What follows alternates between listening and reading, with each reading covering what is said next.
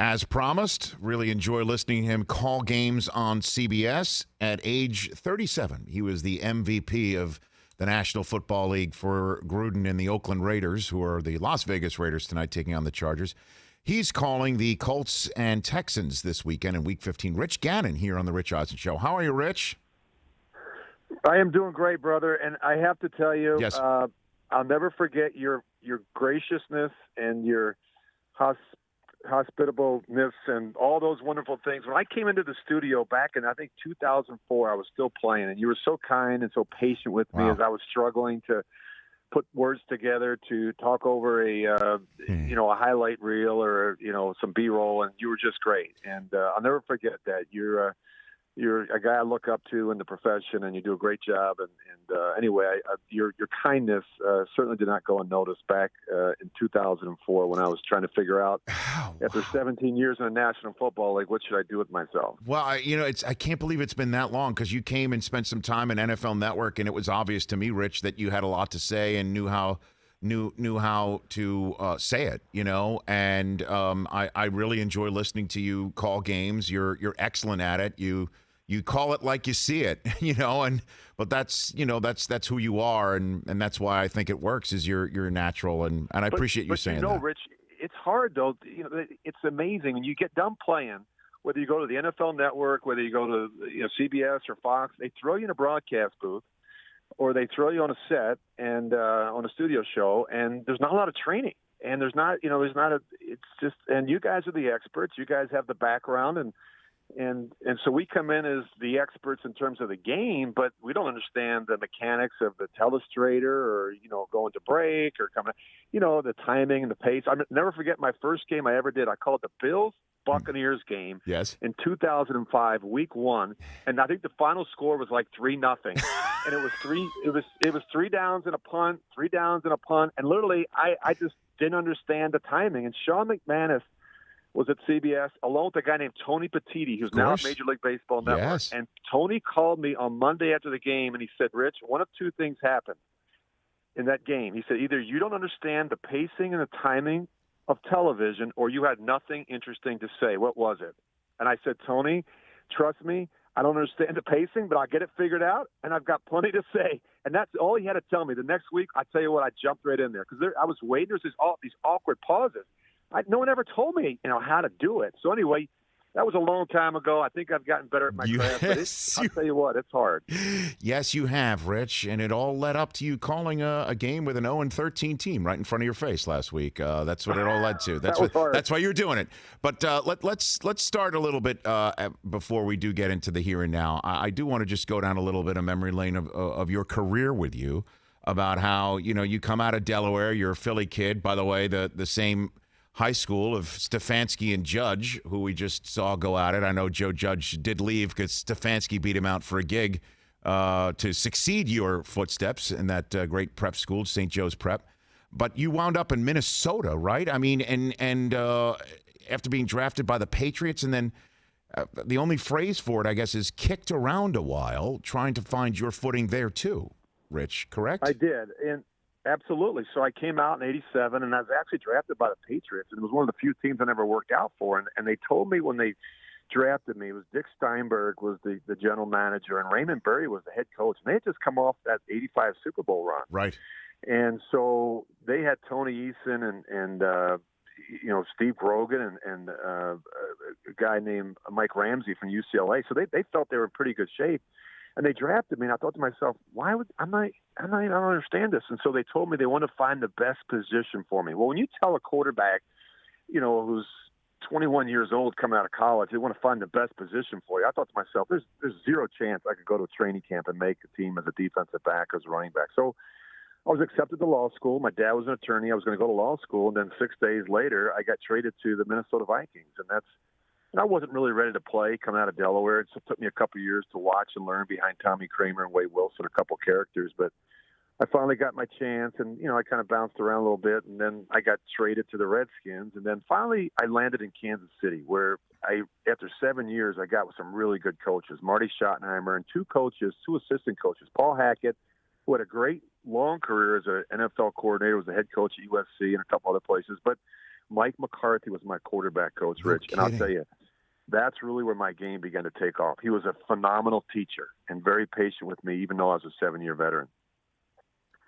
And then, I want to put a pin in that for a moment. Then you wound up in Oakland. And what happened there? What was the magic sauce there for you? Was it Gruden plus? What was it for you, Rich, that year? There's a great clip on NFL Films with Dick Vermeil on the sidelines, and he grabs a hold of Ron Jaworski, who was struggling at the time, and he said, I'm not going to yank you. You're my guy.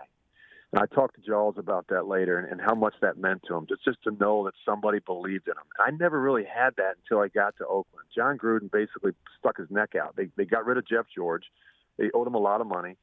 And he was convinced that I was the guy that could come in. And I never really, at that point in my career, I started some games and I had some success in Kansas City, but I wasn't the primary starter. So he really believed in me enough to go to Al Davis and try and convince Al Davis to hire this, backup quarterback, this kind of journeyman from the Chiefs. And I went in there and I thought to myself at that point, I'd made some good money. I had a good contract. And I thought to myself, it doesn't matter. I'm going to do what I know is right. I'm just going to be honest and truthful. And John and I were just, birds of a feather. We just hit it off. I mean, the system was the same. We were, cut from the same cloth. I mean, we just believed in it the same way. And we just were passionate about it. And we were just going to speak our mind. And I didn't make a lot of friends in Oakland my first couple of years because I was hell bent on getting things right. And there was a real lack of leadership. There was a lack of clarity. There's a lack of, it was a dysfunctional environment. Guys didn't care. Guys didn't work at it. And so eventually we got rid of those guys. We started bringing in some really good players, Rod Woodson and John Perella and Jerry Rice and Trace Armstrong. And, I could go on and on. Just really guys that cared about football. They were real professionals. And it really began to make a difference, not only in the field, but in the locker room. Rich Gannon here on the Rich Eisen Show. And let's get to the here and now. I'll ask this point blank, Rich, as we get set to see Gruden on the sideline tonight for the Raiders. Are you the only quarterback he ever liked, Rich? I don't know that he liked me.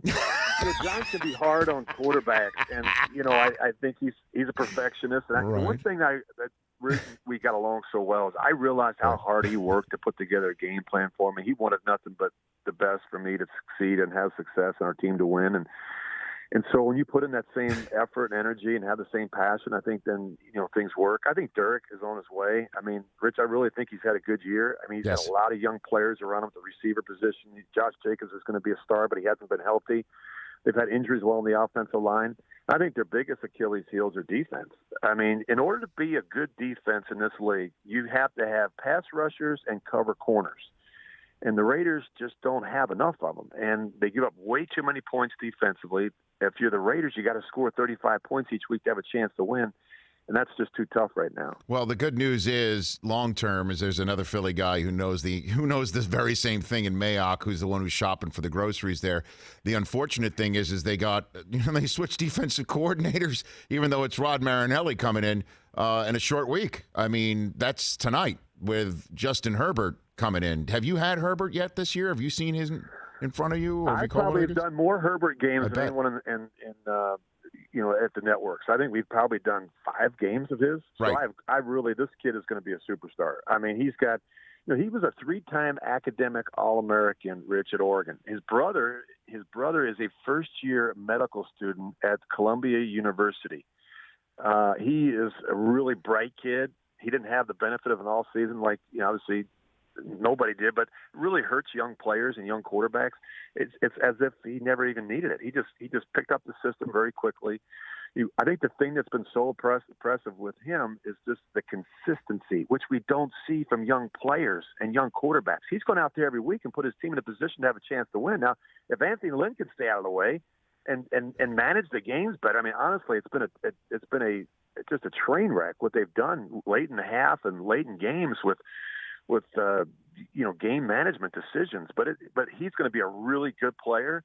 I mean, he can make all the throws. He's 6'6". He's 237 pounds. He's athletic. He can run around. He can extend plays. He's the real deal. Rich Gannon here on the Rich Eisen Show. So the best team you've seen in front of you. I'm not familiar with every game that you've called this year, but which is the best team that you've seen in person, Rich? Well, I think Pittsburgh they've had a little bump in the road the last 2 weeks. I think they'll get things back on track. I think the Chiefs right now are the best team in the AFC and maybe in professional football. I mean, it's the Mahomes factor, Rich. I mean, 3 interceptions last week. They turned the ball over 4 times, 8 penalties. He was sacked 3 times. They still had 448 yards of offense. They scored 33 points. I mean, even on a bad day, they're just so hard to beat because of him. I mean, I've covered a lot of great quarterbacks. Aaron Rodgers is one of them. This guy has a lot of the same qualities and attributes when you look at arm talent and feet and quickness and extended, but just all the qualities that you love at the position. And the great thing about Mahomes, he's got some humility to him. He's so good in the locker room with his teammates. He accepts responsibility when things don't go well. This kid is already a superstar, and he's well on his way to being one of the best ever. A buddy of mine told me, when he was watching Mahomes the other day, that people in the room were just saying how easy football looks for him. And we know it's not easy, but it just does look so simple. Now, obviously, the weaponry and the coaching has a lot to do with that, but I mean, if you rush him up the middle, he'll just backpedal 10 yards, right? If you try and come around the edge, maybe he'll just escape it. He'll get out the gate somehow. And then you've got a receiving core that is headlined by Tyreek Hill, who's a superstar in this league now.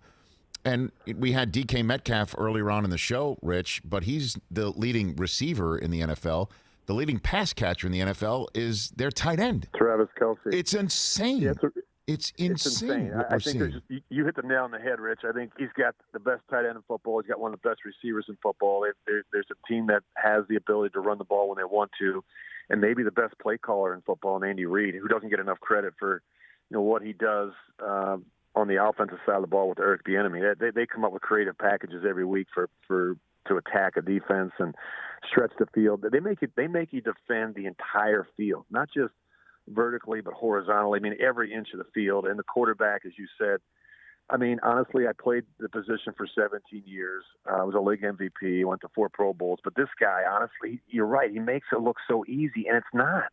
I mean, it's not that easy. And yet he goes out there every week and throws for 350 yards and 3 or 4 touchdowns. And I mean, when he throws an interception, it's like, it's everyone's shell-shocked. I mean, his ability to take care of the football, to see the field, to make great decisions.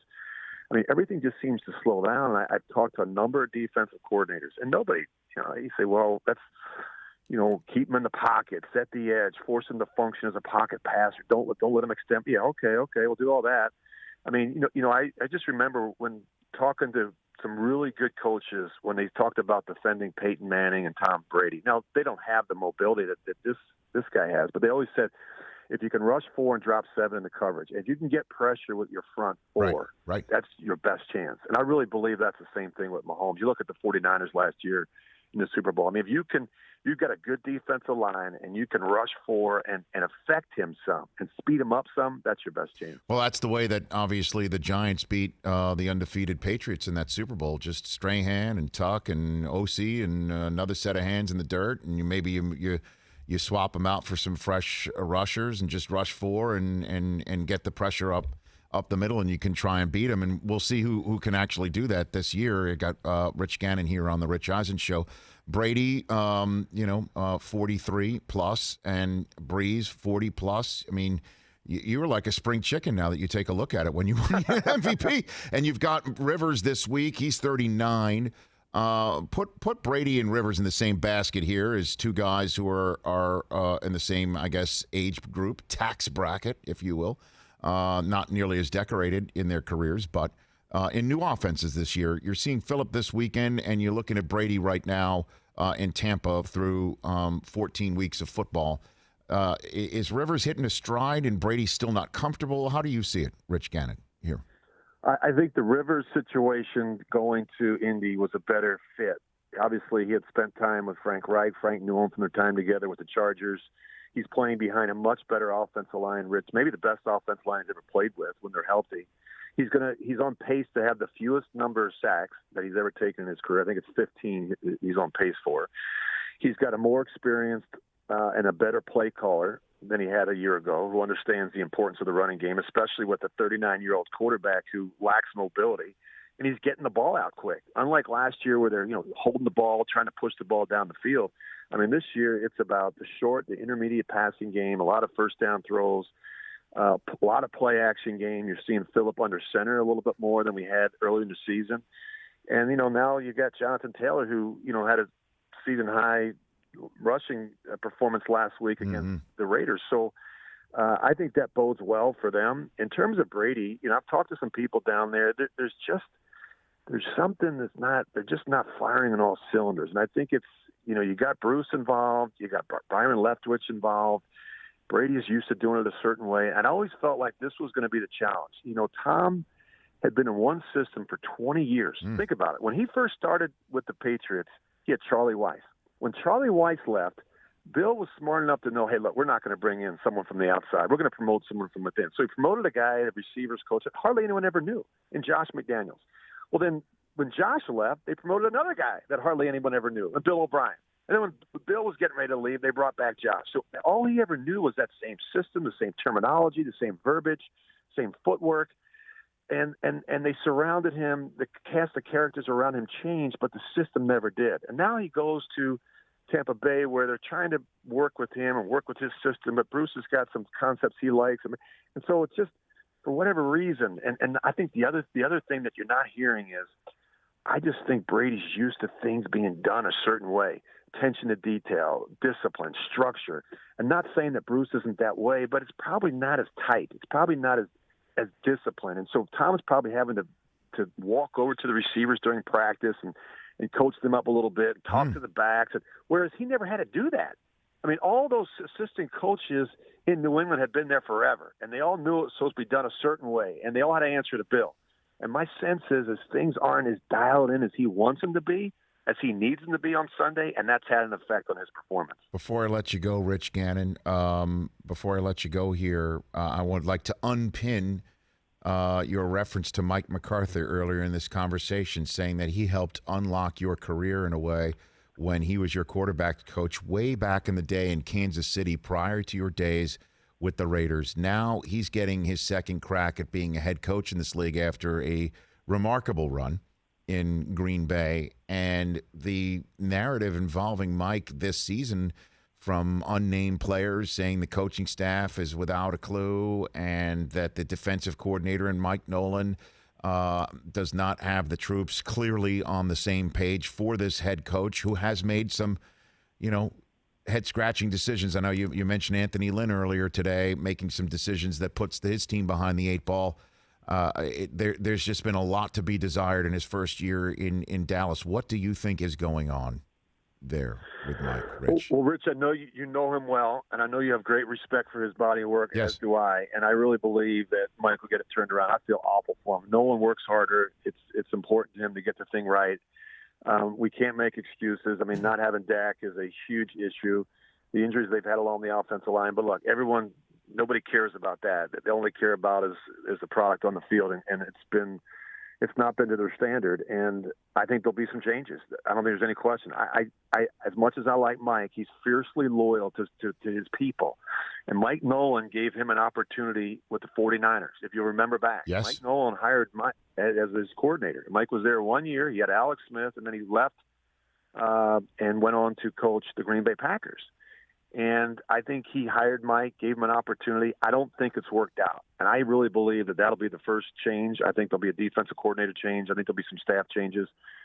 But Mike's got to look himself in the mirror and say, look, I hired these people, and we made some bad decisions. We made some poor decisions on game day, and a lot has to change. I think it will. It's been an upside down, crazy division. How about the Washington Football Club and Alex Smith? I mean, amazing. Who would have thought? But amazing. Anyway, I think there'll be some changes, and I think Mike eventually will get it straightened out. He's too good of a football coach, Rich, not to make it work in Dallas. Yeah, I mean, Washington football team's been amazing. And Alex Smith, what a story. I mean, holy crap, what a story, Rich, for him to be doing what he's doing. I get one of those 50 votes. I think you do as well, Rich. And honestly, it's a slam dunk. I think the moment he stepped onto the field for the first time, there's your comeback player of the year. And now you look at what he's done. And had he not gotten hurt, Washington would have made the playoffs a couple of years ago. I mean, He's a great football player. He doesn't get enough credit for the job he did in San Francisco, the job he did in Kansas City, the job he did with Patrick Mahomes. You talk to Patrick Mahomes, you talk to Andy Reid about the impact and the influence he's made on Mahomes' career. Because he learned and watched a pro do it.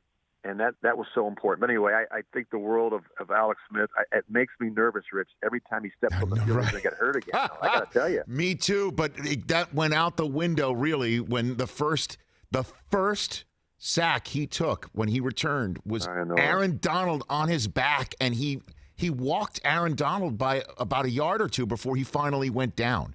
And I saw that. I'm like, oh, my gosh, that's the best first hit he could have taken and gotten up from. Could you imagine, though, Rich? I mean, we all have skin in the game to some extent, but could you imagine how his wife feels every time he goes? Oh my gosh! Or how about the orthopedic surgeons? And how about the plastic surgeons? Everyone who worked on him, he had an army of doctors.